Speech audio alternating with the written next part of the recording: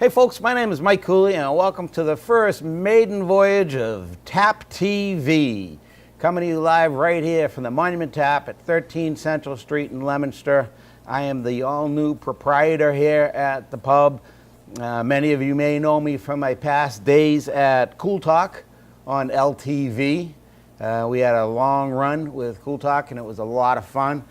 We did a couple other things, and so we took a little hiatus from Cool Talk, but we wanted to bring it back, and now we're going to bring it back as TAPtv. And mainly a lot of the reason behind that is we want to, here at the Tap, we're going to go over, we do a lot for the downtown community here. We're located right at 13 Central Street, right in the heart of downtown Leominster, right across from Enterprise Bank, right at the junction of Manning Ave. We can see City Hall right from here. It's a beautiful location, so we were very excited to move in here.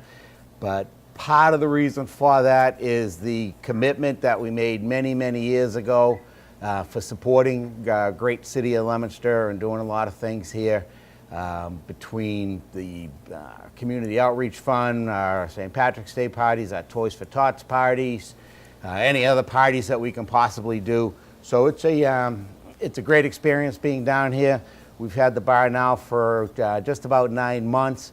It's been quite an experience for those of you that know me, know that we spent 35 years in the car business, and it was time for a change. And so here it is, we opened up the Monument Tap, and as we did this, I talked to a few people in the Historical Society that have come in to check out the building, because there's so much history in this building. It is so cool.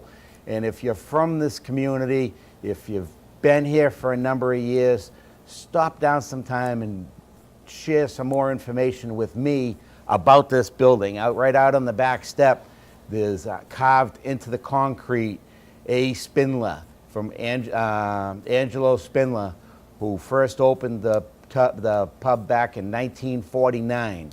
That's a long time ago. Then it was opened up as Angie's Place. From Angie's Place, it just carried on, and there was some more history behind it. Then it went to the Tankard back, I think, in the late 60s. Then it was the Tankard right up until the time when I bought it, and there was so much great stuff that used to go on here, from Angie's Place to the motorcycle rallies. I remember when we first moved to Leominster, we'd come down here on a Friday afternoon or a Saturday morning, and there'd be 30, 40 motorcycles lined up on Central Street. Guys maybe stopping in, then hopping on the bikes, going out for a long ride. Great meeting spot for so many people that met their wives or husbands in here, got married. We have one fellow that come in, brought his wife in 1970, got engaged then. Great little story for it. They came in, and the fellow came in with his fiance. They had just gotten engaged, and the fiance's brother was in here, and he was breaking his chops a little bit about the diamond ring. Oh, it's not real, and blah, blah, all that other stuff that goes along with some good jovial ribbing. So the girl scratched one of the windows right in the front, in the bay window. I thought that was okay. And I noticed when I came in, I didn't think anything of it, because it was just an old scratch in the window. Well, when we did some remodeling here and replaced the front window, I got a little bit of the history behind it, and it turned out that the woman had etched the window back in 1970, and it stayed right there on Central Street for all the world to see for all that time. So we were able to take the window out when we replaced it. We took out the pane of glass, we framed it, we gave it to them, and it was just a nice story. And there's so many stories like that of so many people that come in and say, oh yeah, I met my wife here, I met my husband here. We came here on our first date, any of that stuff. So if you have any of that, feel free to come on down and share it with us. We have a couple of our friends from the Historical Society are also doing a little bit of research. We want to do a little brochure to tell about the history of this building and a lot of the history about right in downtown Leominster, because as you know, there's so much history here. So you're all invited down. Check that out. If you want to get more information, there's always free coffee. Just come on in the morning. We're here by 9 o'clock in the morning. There's always free coffee, so come on down, and I'd be more than happy to have you bend my ear for a little while and let me take some notes and go from there. So, but yeah, I'm excited now. So we have our first bar. I've wanted to have a bar for many years. I opened up my first bar in my cellar that was going to be called Muggsy's Place.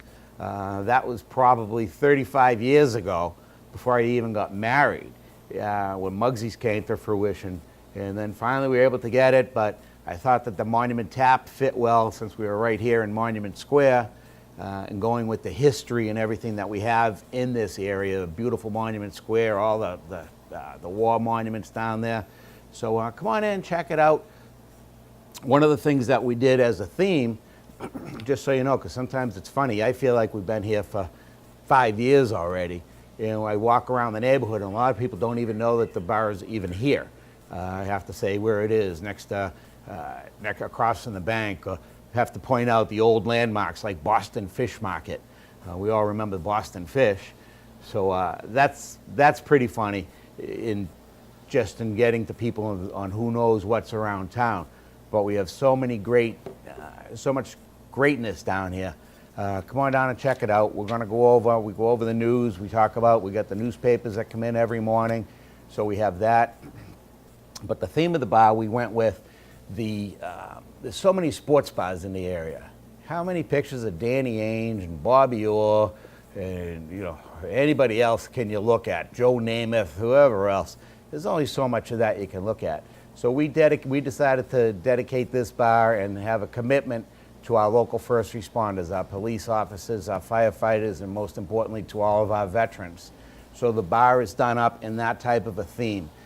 As you'll look around, and we'll pan around the camera later, but you'll see we have patches here from police departments, fire departments, correction facilities from all over the country. We have them here from Chicago, New York City, Boston, Quincy, Leominster, Fitchburg, Westminster, Gardner, Orange, North Adams, Athol, South Carolina, Florida. There's one in here from Honolulu. They come in from all over the place. We put the call out one day on social media and they just started coming in every day in the mail, which is pretty cool when you can get the word out that fast and people have that much of a respect for what our cops and firemen and veterans do for us. We keep the American flags on the wall. We have a great American flag over there that one of the local police officers donated to us that flew over his camp in Afghanistan. And just things like that. We're going to keep up our commitment to the community in doing local community events. We'll cover that later, but if you can always check us out. If you're on social media, check us out at the Monument Tap. It's on Facebook, it's on Twitter, it's on all those other things that my kids set up for me. So, hey, what about Brady, the handyman? How much can you get out of that? We were talking last night, and I came up with what it was. I'm thinking the reporters must have a pool for like a gift card, and they have to think of who can ask the most foolish question in a press conference. And whoever they deemed asked the stupidest question probably gets a $50 gift card to one of the restaurants across the street from the stadium. It has to be. Jeff, did you hear some of these comments that they were asking? What about, eventually Belichick, you got to give him credit. He's like, guys, this isn't heart surgery. It's football. Friday, will Tom be playing in the big game? It's Friday. I'll let you know on Sunday afternoon. He had a cut on his thumb. And everybody's saying, oh, he can't play. He's going to be counted out. Imagine what that does to the gambling, to the bookies in Vegas. Is Brady in? Is Brady out? How much the bets are going up and down. It's nuts how it all works. But I'm convinced definitely there has to be a prize for the most foolish question in the press conference. It's like, hey, what color is Tom's underwear today? Hey, who was the first guy in the shower after the game? It's stuff that's totally irrelevant to the game. And I got to give Belichick credit because the way that he handles it, he just gets that look on his face. Like, seriously, are you really asking me that question? You're using up your valuable time to ask me that. Did Tom wear his lucky T-shirt? All right, I don't know. It's just typical newspaper reporters and They just try to make up a story where there isn't a story there, so just keep on lobbing something out. Some of the stuff where there is news stories, look at that. See that barn fire out in Holliston? That was horrific. No worse fire, I don't think, than a barn fire, because it's just so much hay, dry wood, everything goes up so fast. But yeah, we are happy though that the Patriots won the game. We're happy that they're going to the Super Bowl again. I'm happy that we have another week of good business at the bar. Everybody wants to come in and watch the game. And we're going to do something here that day for the game. We'll do some type of a raffle that will be donated back to the Community Outreach Fund. That we try to do that. And we talk a lot about that fund because it's something that's very near and dear to us. And it's a lot easier just to donate the money there. The Leominster firefighters, they do a great job at administering the program, and I think over the years we've donated close to $11,000. Murph, how you doing? Have a seat. You'll get a beer in a couple of minutes. Jeannie will get you a beer. All right, buddy. So we've donated about $11,000 so far over the years into the Community Outreach Fund through generous support from you. It certainly hasn't come all from me. It's from you supporting our Toys for Tots parties, St. Patrick's Day parties, Valentine's Day parties, middle of summer party, barbecues, chili cook-offs, things like that. So that's pretty cool. We have another one coming up, a chili cook-off coming up on February 18th. Any proceeds from that, again, will go to the Community Outreach Fund. And they go and they support like the local school sports, sporting teams, local charities right here in the community. So that's pretty cool. You'll also notice that just like this place has had for years and years and years in the past, when it used to be a hangout for a lot of local businesses and stuff, there'll always be a scanner on in here. So if you want to know the local news and what's going on, come on in. It'll be a nice thing. Did you hear the thing about the postal worker, the mailman from Fitchburg? Stephen Lado, 37. He'll be sentenced in April. I don't know why it takes so long to sentence these people. Can't you just sentence them? Why can't a judge just say, okay, guilty, you get 6 months? They already know what the deal is. Just sentence them. You could free up the court system so fast. And I know the judges don't want to free up the court system. That's why they just put everybody out on personal recognizances and continued without a finding, no bail, promise to appear. Who takes a crook, a bad person, a guy that's had 758 pieces of mail, you know he's a pillar of his community, and they release him on like a promise to appear? Okay, you were just found with 2 pounds of coke. Do you promise you'll come back later on for your trial? It's I don't understand how it all works. I don't understand how you promise to appear. Take the money and get it from the old-fashioned loan sharks, bail bondsmen. That way there, when they don't show up, they go out and get them, they break their legs, and then they'll appear. It'll be in a wheelchair, but then they'll appear.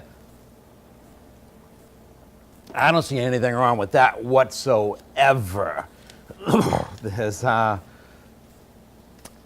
lot of great things coming up here in the community. One thing that we will always do here, we did it yesterday, and I was very proud of everybody in the place. When the game came on yesterday, we had about 45 people in here. And as soon as the national anthem started to play, everybody stood up. There wasn't a person in the joint that dropped to a knee, which might sound as a little bit of a surprise. Maybe it doesn't. You may remember the controversy that we had. Hey, Tony. The controversy that we had months ago when we first opened, when all the NFL was taking a knee during their games, and we just said, forget it, we're going to tap out for a day. Holy smokes, tapping out for a day. You thought that I would have just gone out and killed a small nation. Everybody was up in arms. What are you doing? How are you doing this? We'll see you in bankruptcy court. You'll be out of business in 6 weeks. How can you do that to your bartenders? Nobody's going to come in that day. Your joint will be empty. Okay, well, it was a great day. We had about 258 people through. We're licensed for 90. And over the course of the day, in and out, it was like a revolving door. We had 258 people through. And there were people coming here from all walks of life, from all over the area. One thing that was pretty cool, I saw a guy come in wearing his big Stetson cowboy hat. And I'm like, I got to go over and talk to this guy. He's not from around here. Ended up that he was in Boston for a wedding on Saturday. They'd flown in from Arizona on like a Tuesday or Wednesday. They picked up the news story. They went to their wedding on Saturday. They saw the news story on one of the Boston networks. They Ubered up here on Sunday, grabbed the hotel in Leominster, and come on down here, and they hung out for a little while because they wanted to see the place that was standing up and not taking a knee and saying, we're not going to take it anymore, which was pretty cool. Yeah, it was a one-day protest, not a big deal. It wasn't enough to change the world, but I think it was enough to make a statement. But more than just making a statement, it was an important statement that needed to be made, and a lot of places are still doing it. I don't know if I would have carried it off that long. I talked to one fellow in Connecticut a couple of weeks ago, and he said, I'm out with the NFL for the entire season. I'm like, Super Bowl II? He's like, Super Bowl II. He said, I'm not watching one game in my bar all season long. I said, well, all right. So I want to still get down to the guy's bar and visit him and see what it's all about. But no, he stuck to it. I was good for one day, and then I tapped out. I said, well, I'm not crazy. So, but no, it's been a lot of fun. We have our, like I say, we have our chili cook-off coming up. That'll be February 18th, and that's going to be in conjunction with the Daytona 500. That'll be a fun time. And again, if you want to find out more information about it, check it out on our Facebook page, or you can stop by, ask any one of the bartenders, and check out a lot of the cool artwork that we have in here. Most of the artwork was donated to us. We have some great pictures of either members of the Leominster Fire Department, Leominster Police, a lot of veteran and military emblems and patches and pictures and photos up, so it's good. We have a nice picture of Counselor Lanciani right over in the corner, one of our favorite customers when he comes in. We love to see Jimmy pop in here, and we're going to get him down here one of these days, and he can join us on TAPtv, which will be a lot of fun for him. Shop locally, it's important. One of the great things of being down here, you have all the great local places. You got the sub shop right next door, another one 2 doors down. But who remembers a lot of the smaller places here? And it's great because when we open up so early in the morning, you never have a commitment to come in and buy anything. We get a lot of old timers that are just walking around the neighborhood, and they pop in the morning and they'll read the newspaper, or as they like to call it, the Irish sports pages, because they go in and dig through the obituaries. And they always have a ball, saying, it's the Irish sports pages. And I have to chuckle like it's the first time I ever heard it, every day. But it's a lot of fun, and you can check things out. And the other day, a couple of guys were in, and they were talking about all the lost places from here that were just downtown here. Jeff, you may remember some of them, like Monty's Gardens. Monty's Gardens was a great spot located right down the street where the box store is now down there. The Little Kitchen. Little Kitchen was a great spot to go to. I think they were the creators of Two in a Bowl. Great spot for the Little Kitchen. That was just across the street and down a little ways from here. And there's so much cool stuff where you don't have to go to the big retailers. I know you always have to go to some of them for some things,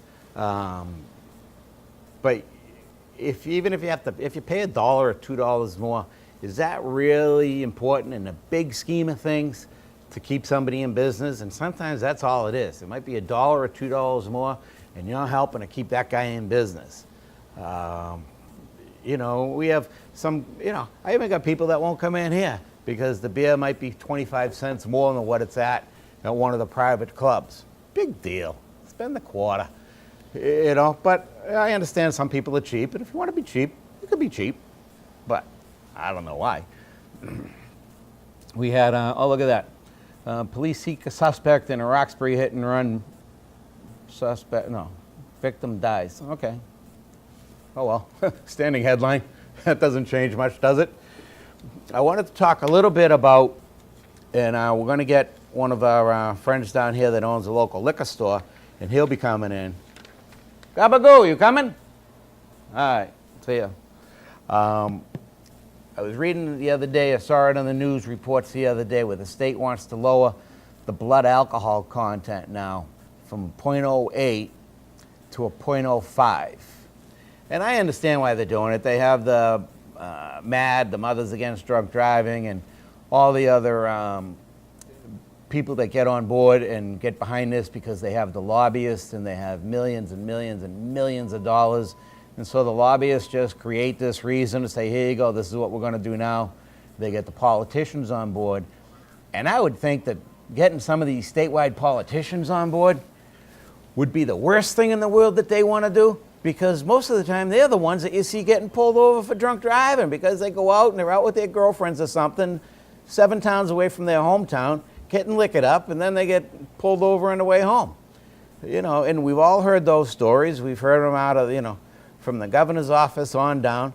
And, you know, it's, to me, it's crazy. It's putting small businesses out of business, where they could go after the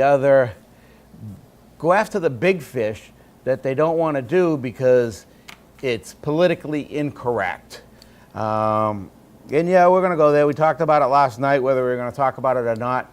But this state, the city, the state, the nation, the world has such a huge opioid problem where everybody is just, they're hooked up on heroin, crack, all sorts of other things, whatever it is, because I don't use it, it's just the blanket opioid problem. But I was doing just some quick research last night, and it was like 130 drunk driving deaths in the state last year. I think it was 130. I don't have all my numbers right in front of me. I'm kind of shooting from the hip here. But it was like 10 times more drug deaths, deaths from opioids. Just deaths, not just the overdose calls where the firefighters go out and actually save the guy.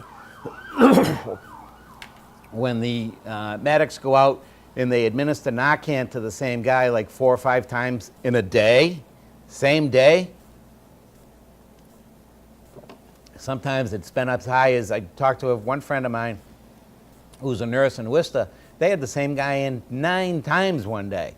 9 times. At some point, don't you just say, I'm done? I mean, how much more tax money do we need to spend on this? And I hate to, you know, be the one saying don't do it anymore. And yes, people have problems. They have addictions. I understand that. But I know Charlie Baker now, he wants to get a drug treatment center where you just go. You're done, you get locked up, you overdose, whatever your time is. If it's your 3rd time doing it, whatever it is, you go. I definitely think it's worth exploring more. It's worth checking out more. But there's so many people that are on these opioids that you don't even know about. And what about the dealers? What about getting them? I know, you know, you get the ones, if they're in the country illegally, there's nothing we can do about them because all the Democrats want them in the country illegally so that they can, you know, probably get a few other votes out of them. But what about them? If they sell drugs to somebody and the drugs overdose the guy and kill him, they should be locked up for murder. They gave him the tool.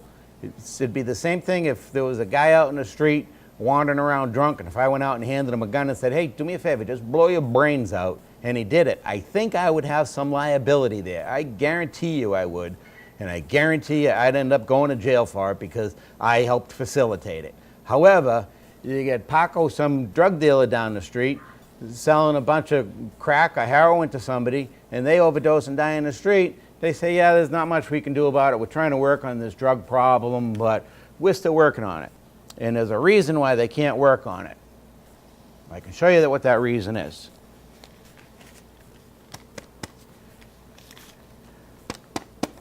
It's money. It's strictly money. They make so much money off of it, and if they cured this drug problem, first of all, I'm sure most of the drug companies wouldn't like it because half the stuff it's coming from them, you know, different chemicals that they have to make up the drugs. The lawyers aren't going to like it because half these ambulance chases, there's so many lawyers around. You got lawyers that can't even pick up a case. So you got them running around just chasing the ambulances around. Here you go, let's take this case, let's take this, let's take it. Oh, you were wrong. So many lawyers. So get rid of half the lawyers, half the judges. You know, and you don't know who's on the junk. You don't know it. Is the judge on it? Is he shooting up before he goes out on the bench? I don't know. Is the lawyer shooting up before he leaves his office? I don't know. You don't know who's on it because there's so many that are on it that are professionals that for the time being can control it. They can control the use. Or you get other younger kids that don't know any better and they just got hooked on it, whether it was from high school or just from hanging around with their friends, and they don't know it. And unfortunately, they end up killing themselves, destroying their families, and and just doing a lot of damage. So we're going to talk about more of that in the future. We're going to show you a lot more around the place, but if you want to find out more about the Monument Tap, we invite you to check out all our social media places and all that. Always support your local firefighters, police officers, and most importantly, your veterans, because please, don't forget, every veteran is somebody's hero. Don't forget the vet. Thanks for watching TAP TV. We'll see you next week. Simplify.